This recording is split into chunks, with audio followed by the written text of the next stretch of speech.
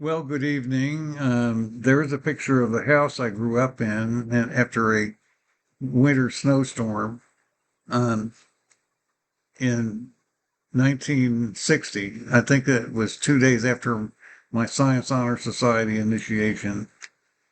There's the grade school I went to, and then there's me at the piano. That's Bel Air, Ohio, where my father's glass factory was, and that's Washington Lee, where I went to high school. Graduated in '61.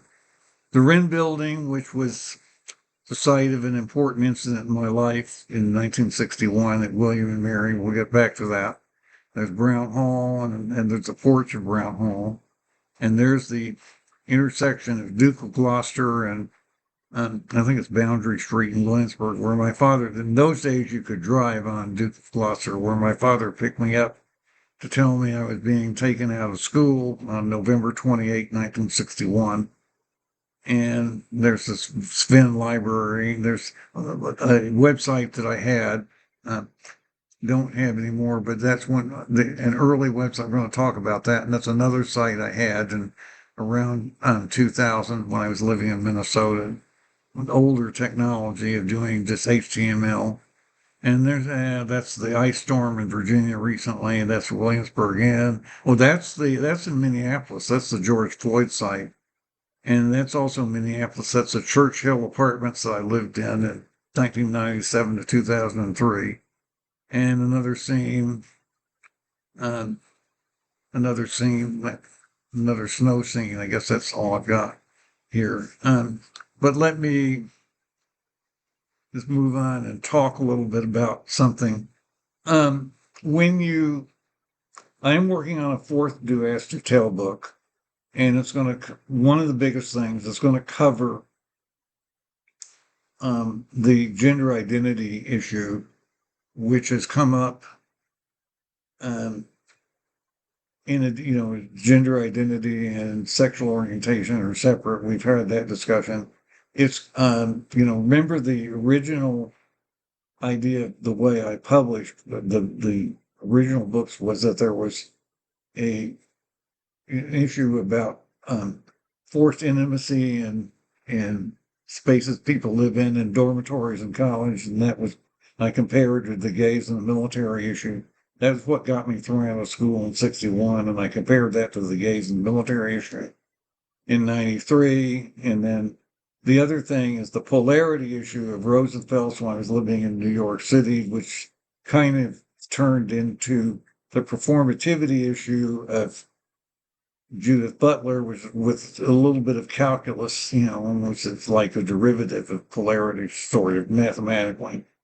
And that gradually morphed into gender ideology, and it's sort of and the whole when I wrote the third book and I talked about my situation as a gay man, how things were in 2014, I didn't even mention gender ideology or the trans issue. So I wanted to come up, bring everybody up to date on, particularly on that, and on some more issues for gay men, and then also on age verification and the internet, and then just talk about elections a little bit because I've worked elections and talk about the controversies over immigration just a little. And as far as I've had some personal experience with it, we're emphasizing what I personally come into contact with and bring everything up to date. Well, the thing when you buy books, when you sell books, you write a book you're expected to sell. And I've been getting a lot of pressure about that, particularly since 2022, since the latter part of 2022, when I've spent a lot of money trying to sell these older books. I'm actually covering this topic that's under fundamental rights. I'm redoing that in the fourth book in one chapter. But a lot more pressure than I ever had from my publisher to actually try to sell more copies of all three of them. And even though the books are old, and that was the thing, I want to be in a position where I can sell books that are up to date in the news and in the modern interpretation of the issues. The whole idea individualism, people seeing themselves as individual and being responsible for themselves is what they do and the choices they make as individuals versus the whole idea of seeing life as a power struggle between oppressor and oppressed.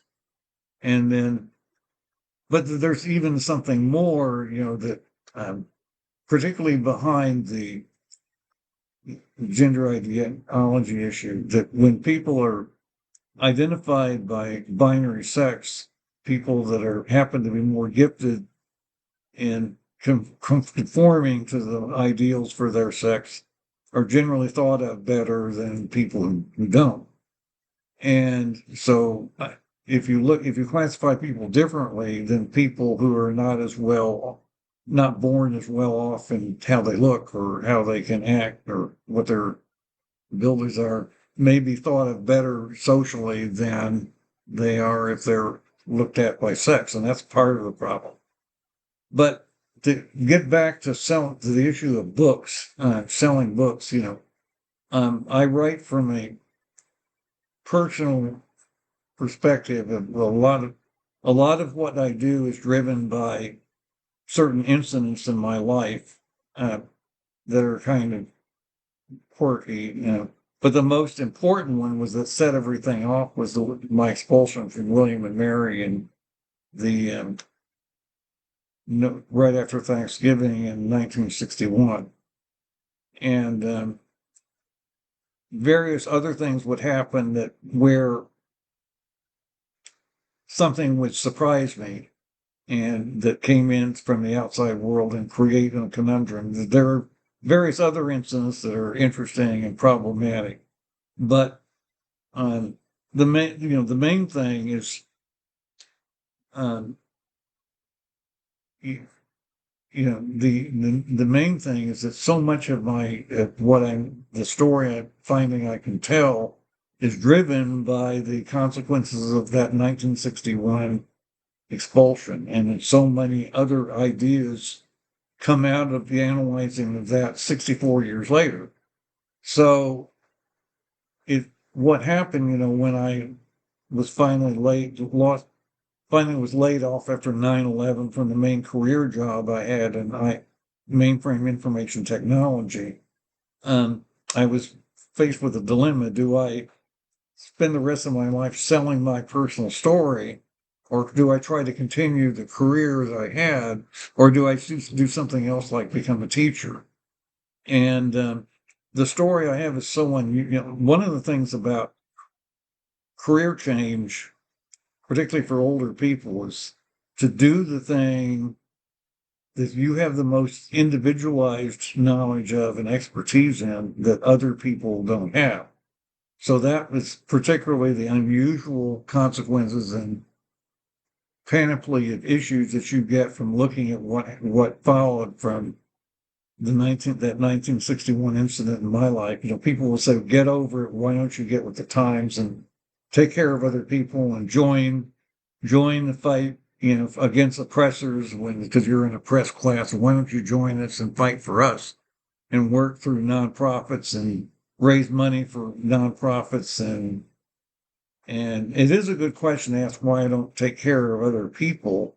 I think people who don't marry and have children, if you go to the Bible, there's in 1 Corinthians chapter 6 and 7, I think, where Paul talks about people who don't marry and probably have some other kind of, they can be normative, they can do things that are important, but they have to fill in for the things that people with families don't typically get to do. It doesn't really give you the right to have unconventional sex if you read the Bible, but that's generally the role of, gay people and to some extent even trans people, and fitting in, rounding out society and giving it diversity. So tribalism doesn't go too far, that we don't get too invested in our national identity, that we go and get into foolish wars, which is what's happening on the other side of the world, as you know, right now. But so I haven't taken sides recently. The other thing, of course, is the blogging I did, which I greatly scaled back in the start of 2022. and they sort of replaced some of it with videos like this one. And I don't take sides. I don't join the other, I don't join a resistance to fight against Trump, because if the lefts can be just as authoritarian as the right, and the way cancel culture has worked, and in the way, the way the whole gender identity issues kind of swallowed up, gay rights, since the middle of the last decade, particularly since the pandemic. Um, it's now that gay men, particularly when they're spoken of as a group, they have to be identified as part of LGBTQ and be associated with people whose needs, and are supposed to be behind supporting people, trans people whose needs are much greater than their needs or my needs.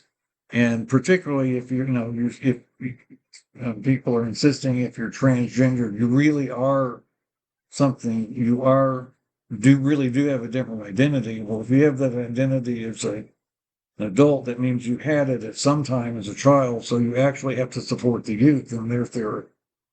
And I can't join and take these sides. I can only write and talk about the things from my perspective and do things in my own way. So, I haven't been very commercial.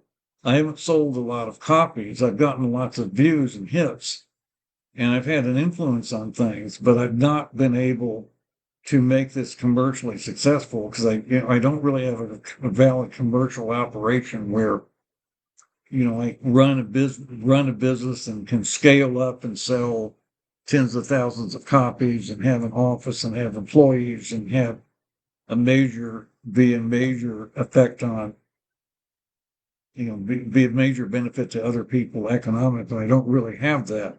I just have something to say, which is largely generated by what happened at William and Mary in 1961, because it was such an unusual incident, and the consequences of it were so unusual. I recently did go down to Williamsburg on February 4 and make a video. It's 3 hours long, and I showed you yesterday's video, shows you an excerpt from it, and I'm going to be working on that and putting it up and probably dividing it into sections and probably coordinating with some pictures I have of various scenes and so forth, and making it an attractive story that tells the entire story in details. I'll be working on that after I finish turning in the book, which I'm hoping to get done by, I've said March 24th. I'm hoping to get it done by then. So that's what I had. I haven't really behaved commercially like other YouTubers do, but I think one of the things you kind of have to remember is that I started this very early, using the internet to self-publish, when it was just the World Wide Web and it was just HTML, very simple HTML, and we didn't have social media yet. And, we didn't have modern social media till after 2008. And at a time when the job market sort of crashed after 9/11, and people were being encouraged to go out and learn to sell things. Kentucky Sell, remember that thing? And people were trying to be pushed into selling, whether it's becoming life insurance agents or people were getting pushed into selling subprime mortgages and that kind of thing.